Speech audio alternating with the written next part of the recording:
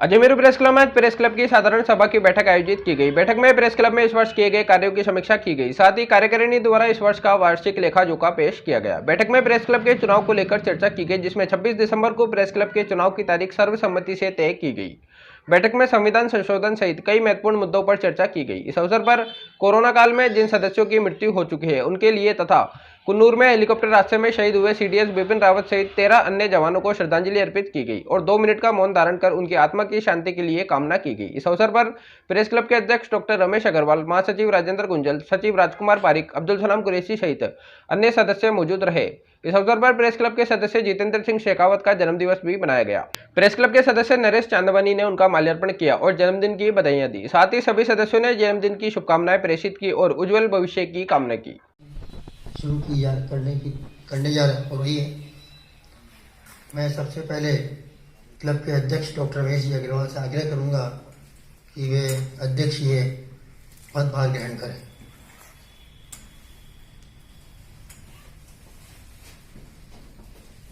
Silent या vibrate mode पे कर दो। वो मैं निवेदन इसलिए कर रहा हूँ कि ताकि साधारण सभा में अगर कोई महत्वपूर्ण मुद्दों पर यदि चर्चा हो रही है तो कोई व्यवधान न हो। और आप और हम सभी लोग बहुत अच्छी तरह जानते हैं कि सभी लोग पत्रकार हैं, सभी लोगों की। डॉक्टर रमेश जी अग्रवाल। सभी साथियों का स्वागत है। जैसा कि अभी बताया गया, हमारी वार्षिक साधारण सभा शुरू होने वाली है। कोरम पूरा हो चुका है, लेकिन उपस्थिति मुझे लगता है शायद इसलिए भी कम है कि 26 तारीख को फिर दोबारा आना पड़ेगा, तो दो बार क्यों आए। तो फिर भी पर्याप्त है कोई भी विचार करने के लिए, निर्णय हो जाएगा। लेकिन कोई भी ऐसा मामला न करे कि यहाँ पे शोर शराबा हो, हंगामा हो। सभी पढ़े लिखे लोग हैं, समझदार हैं। ये वार्षिक साधारण सभा की जो बैठक होती है इसमें कोई बहुत ज़्यादा एजेंडा नहीं होता लंबा चौड़ा। आप सभी को पता है कि ये जो सन 2021 की जो कार्यकारिणी है उसने वर्ष पर अपना काम किया है और ये अब आने वाले समय में नए चुनाव होंगे 1 जनवरी से। इस बात के साक्षी हैं कि हम किस तरह से उस व्यवस्था को लाइन पे लेके आए। और एक पिछला साल और ये साल, ये 2 साल हैं जब से ये सारी चीजें बड़ी मुश्किल के बाद, बड़ी सख्ती के बाद। आपको ध्यान होगा कि इस साल ही नहीं, पिछले साल भी लगभग 25 लोग इसलिए सदस्यता से वंचित हो गए थे क्योंकि उन्होंने समय पर शुल्क जमा नहीं कराया। हम कोई भी चीजों को नियम है कि 1 साल तक अपन उसको दोनों नाम नहीं थे।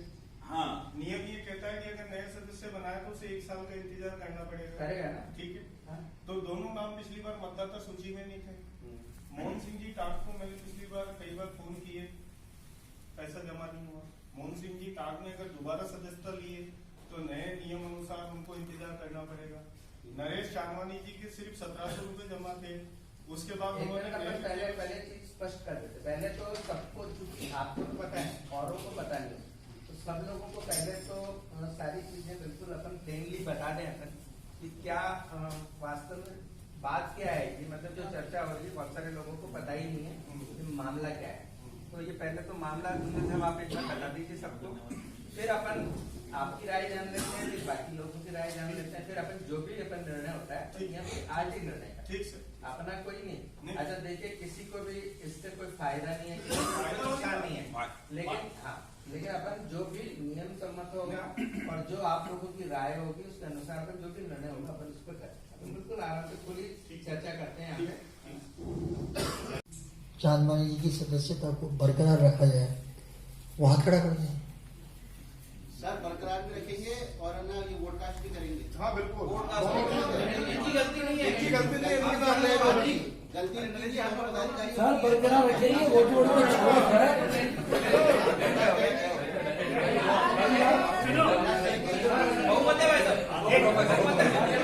एक बात ये खुद ही हाथ नहीं खड़ा कर। अरे नहीं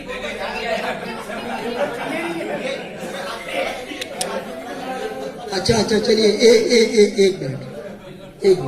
और ये इनकी सदस्यता रद्द कर सदस्यता रद्द करने की तो आप भी गलत इंटरप्रिटेशन कर रहे हो। आप इंटरप्रिटेशन ही गलत करा आपने। आप कह रहे हैं मतदाता सूची की बात कर रहे थे। वो लोग हाथ खड़ा कर लें, वो लोग हाथ खड़ा कर लें।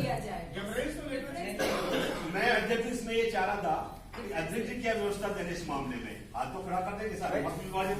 इस मामले को अब तू नहीं देना चाहिए। इसको लेके हमें पूरी व्यवस्था नहीं बिगाड़नी चाहिए। ये ग्राउंड लेना सब इनको अगर करते हैं तो बाकी 10 को भी बहाल किया जाए। मैं इस तरह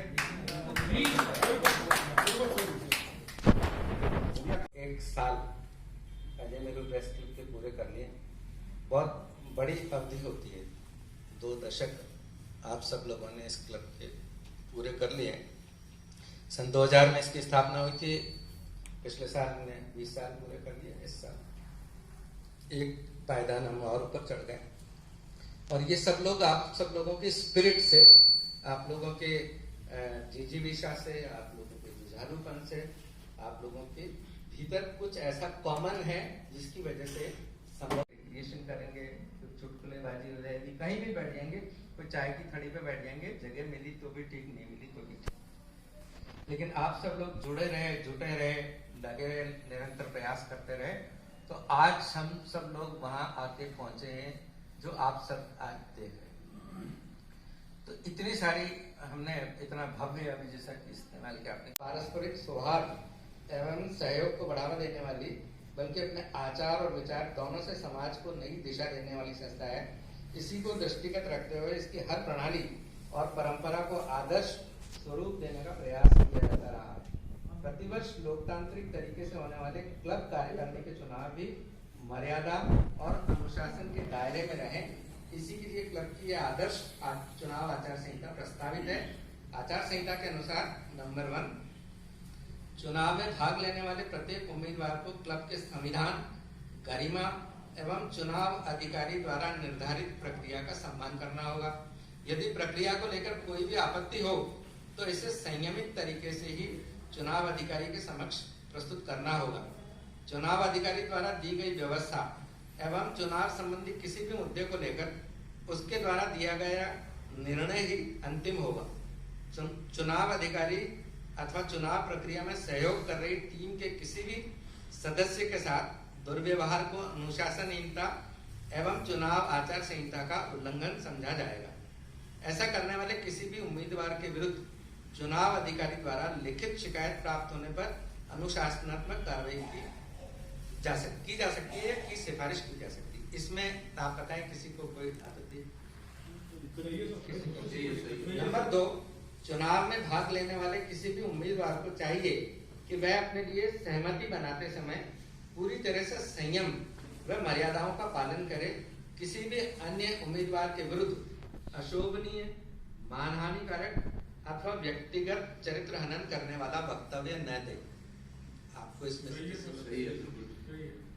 नंबर 3, चुनाव प्रक्रिया शुरू करने के बाद क्लब परिसर के भीतर किसी भी अन्य सदस्य अथवा उम्मीदवार से वाद विवाद अथवा लड़ाई झगड़ा करना भी चुनाव आचार संहिता का उल्लंघन समझा जाएगा। इसमें कोई नंबर 4, अजय गुरु प्रेस क्लब के चुनाव को लेकर किसी भी उम्मीदवार अथवा उसके समर्थक को क्लब परिवार से बाहर सोशल मीडिया पर पोस्ट डालने की अनुमति नहीं होगी। क्लब परिवार से बाहर सोशल मीडिया, यदि किसी भी उम्मीदवार द्वारा क्लब से बाहर के किसी social media, WhatsApp group, Facebook अथवा अन्य किसी भी माध्यम पर चुनावों को लेकर कोई पोस्ट डाली गई तो इसे आचार संहिता की अवहेलना तथा किसी उम्मीदवार के विरुद्ध मानहानिकारक टिप्पणी करने पर गंभीर अनुशासनहीनता समझा जाएगा। यदि ऐसी पोस्ट गुमनाम व्यक्ति द्वारा भी डाली अथवा फॉरवर्ड की जाती है तो इसकी जिम्मेदारी उस उम्मीदवार की होगी जिसे इस पोस्ट से लाभ होता प्रतीत हो रहा है। अब इसमें देखिए, ये जो आखिरी लाइन है ना, इसमें जो मेंबर, अगर जो क्लब के मेंबर है क्लब के तो थोड़ा सा जो ताकि वो अपन क्लब परिवार से बाहर, एक बार मैं रिपीट कर देता हूँ वापस, एक बार रिपीट कर देता हूँ, शायद सुनने में कुछ फर्क हुआ है। अजय मेरू प्रेस क्लब के चुनाव को लेकर किसी भी उम्मीदवार अथवा उसके समर्थक को क्लब परिवार से बाहर सोशल मीडिया पर पोस्ट डालने की अनुमति क्लब परिवार से बाहर। क्लब वाला तो अपना बात बात है ना सर,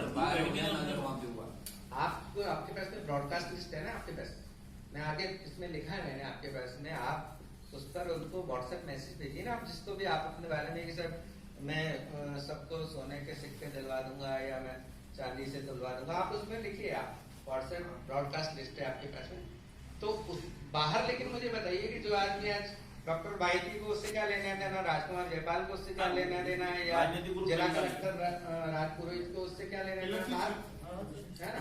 तो मेरा ये सुझाव है कि ये जो भी आप चुनाव को लेकर आप कुछ भी करें तो क्लब के मेंबर्स के साथ में आप कुछ भी लिखें करें, लेकिन बाहर क्या लेना देना नहीं। इसमें एक सुझाव मेरे ये है कि चुनाव प्रचार के लिए चुनाव के दौरान व्हाट्सएप ग्रुप को ओपन किया जाना चाहिए ताकि हम अपनी नीतियां सदस्यों आपस में व्हाट्सएप पे कर लो ना। अभी पहले मैं अपनी बात पूरी कर दूं, मैं उसके बाद में अपन इस पे चर्चा कर लेंगे। आपका जो बात है मैं उस पर ही बात करूंगा।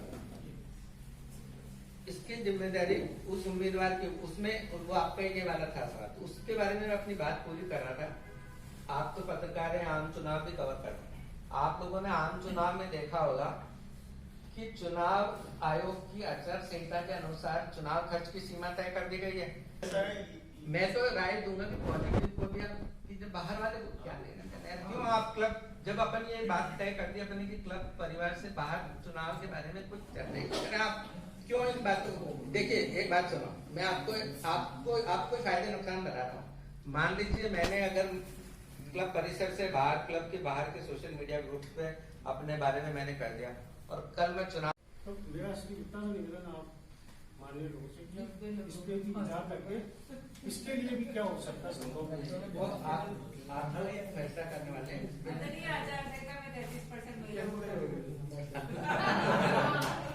33% है दूसरे की गरिमा को समझते हो तो उस लिमिट पर जिस दिन हमें लगेगा। हाँ जी अभी विषय चल रहा है संविधान संशोधन के साथ। जी संशोधन आचार संहिता के अनुसार ढाल करके चुनाव वाली प्रक्रिया सबके लिए इसमें सहमत बन जाए। पूर्व की आवश्यकतावली को ध्यान में रखकर के थोड़ा सा पहली वाली स्थिति और वर्तमान की जो आपने सात सत्याकृति वाली उल्लेख किया है, इसको हमेशा के लिए बरकरार रखे, अनावश्यक ऐसे हादसों में नहीं जाए। लेकिन स्वस्थ तरीके से उसका अंत हुआ। चर्चा में देखिए तर्कवाद भी हुई, अच्छी बुरी भी हुई, पॉजिटिव भी हुई, नेगेटिव, लेकिन उसका अंत कितना अच्छे तरीके से आप लोगों ने किया। और यही चीज रहनी लोकतंत्र में, यही होना चाहिए कि उसमें मतभेद भी होना चाहिए, विमत भी होना चाहिए, लेकिन उसका कोई खराब परिणाम नहीं निकलना चाहिए, कोई मैसेज गलत नहीं जाना चाहिए। और आज आप सब लोगों ने इसका एग्जाम्पल पेश किया। मैं आप सबको बधाई देना चाहता हूँ, तारीफ करना चाहता हूँ और शुभकामना देना चाहता हूँ कि आगे आप इसी तरीके से इसको एक आइडिया।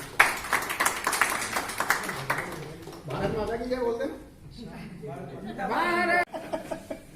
आपका नाम क्लियर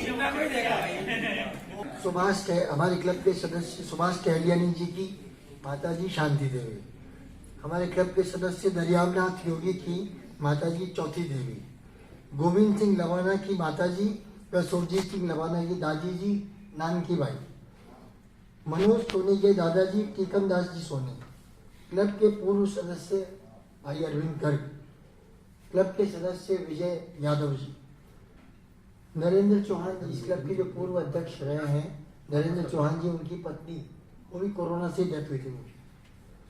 हमारे क्लब के अध्यक्ष डॉक्टर रमेश जी अग्रवाल के भाई सूरज जी अग्रवाल, सुनील दत्त जी जैन आरएसएस के जो महानगर संचालक हैं, उनकी पत्नी, हमारे साथी भाई रामचंद्र जी विजरानी की पत्नी पार्वती देवी, सरवर सिद्दीकी जी के बड़े भाई श्री जी भाई सिद्दीकी जी और गोविंद सिंह जी लवाना के युवा पुत्र गुरप्रीत सिंह जी, इन सब का इस एक साल की अवधि में निधन हुआ है। वो हमें छोड़ते कौन? विनोद शर्मा। हाँ विनोद, एक विनोद शर्मा जी भी रह गए। तो ये साथियों ये है जुल्फिकार वगैरह तो लास्ट ईयर वो पहले हो चुका। हसन भाई आत्माओं को श्रद्धांजलि देता हूं।